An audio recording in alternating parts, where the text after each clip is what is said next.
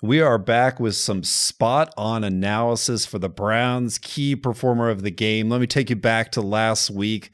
Eric and Drew, key performer, OBJ doesn't play. My key performer, Denzel Ward. Yeah, he showed up in some spots, but really wasn't a difference maker that we needed on defense. Overall, a good game, but hopefully this week we're going to be a little bit more surgical with our key performer of the game. So, Drew, let's go to you first here. Who are you looking at to have a big game against the Texans? Yeah, so my first person is the main event, the franchise. That is Myles Garrett. I'm looking for him, to build on what he did last week. He had one sack of Patrick Mahomes. They are going up against a quarterback with similar sort of scramble ability. It is good, but not elite. And our guy Tyrod, but I'd like to see him and Jadeveon Clowney really generate some pressure. I don't think they're going to have the ability to make the adjustments that the Chiefs made. They don't have an all-world coach. They don't have the Avengers out there on their offense, unlike the team we just played. So I'm looking forward to some real pressure from those defensive ends. And then I'm going to throw a wild card out there because I'm going to pretend I'm Eric Sonyer and I get to name about 5,000 names for this. My wild card here is Anthony Schwartz. He was actually graded as the best rookie wide receiver in week one, ahead of all of those first round names that you know so well: CeeDee Lamb, Henry Ruggs, Jalen Waddle, all of those guys, Jamar Chase included. He was the best graded wide receiver. He was wide open on a couple of deep plays. So I'm really looking forward to seeing if he is the real deal or if that was just sort of a one-game wonder. So I'm going to be watching him as well. Eric, who you got this week?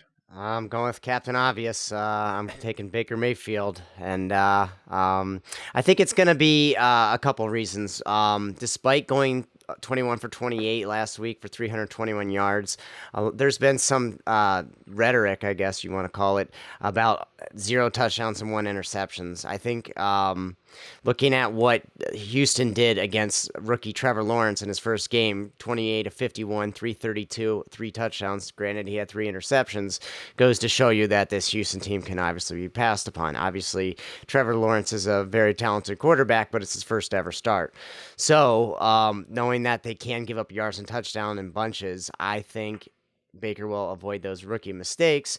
And Stefanski is going to model a game plan to score not only time-consuming drives, kind of what they did last week, but it's matchup versus matchup, and they're going to exploit the weakness of the Houston Texans. And what way to quick strike than to hit those passes for the end zone.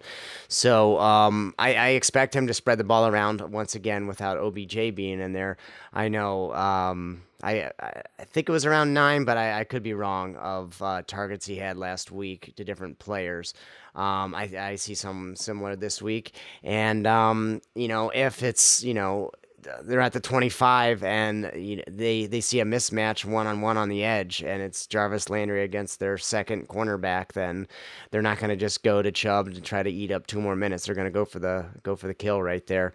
So, yeah, I expect Baker to have at least 3 touchdowns and to get this early lead, and then they can kind of work with Chubb, Hunt, or even Dearness Johnson, hopefully, provided the other 2 are nice and healthy, and try to get him some carries and just kind of kill the clock there. So I'm going to go with Baker Mayfield for my key performer.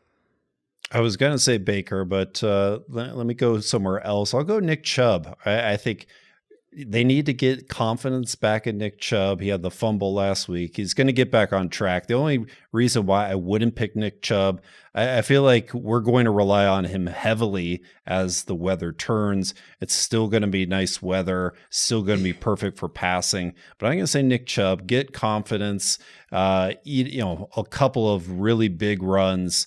I think he's going to have a great game, and he's going to make things easy for Baker by being such a threat out of the backfield.